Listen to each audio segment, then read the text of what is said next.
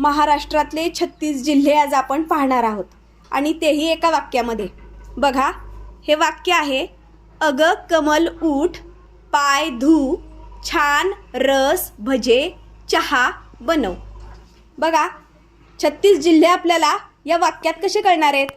तर अ म्हणजे अकोला, अमरावती, अहिल्यानगर, ग म्हणजे गोंदिया आणि गडचिरोली, क म्हणजे कोल्हापूर, म म्हणजे मुंबई, ल म्हणजे किंवा ला म्हणजे लातूर, उठ उ म्हणजे उपनगर मुंबई, ठ म्हणजे ठाणे, पा य त्यामध्ये प आहे ते म्हणजे पुणे, पालघर आणि परभणी, य म्हणजे यवतमाळ, धू म्हणजे धुळे, धाराशिव, छान छ छत्रपती संभाजीनगर आणि न म्हणजे 3 आपण जिल्हे लक्षात ठेवणारे, नाशिक, नंदुरबार, नागपूर आणि नांदेड, र म्हणजे रायगड आणि रत्नागिरी, स म्हणजे सांगली, सातारा, सोलापूर आणि सिंधुदुर्ग, भजे या शब्दाचे जिल्हे आहेत, भ म्हणजे भंडारा आणि ज म्हणजे जळगाव, जालना।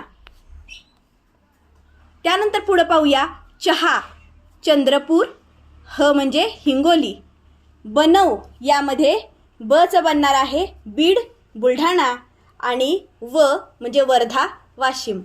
इथं आपण न घेणार नाही कारण आपण ऑलरेडी एकदा न घेतलेला आहे, त्यामुळे इथं न शेवटच्या ह्याच्यात घेणार नाही।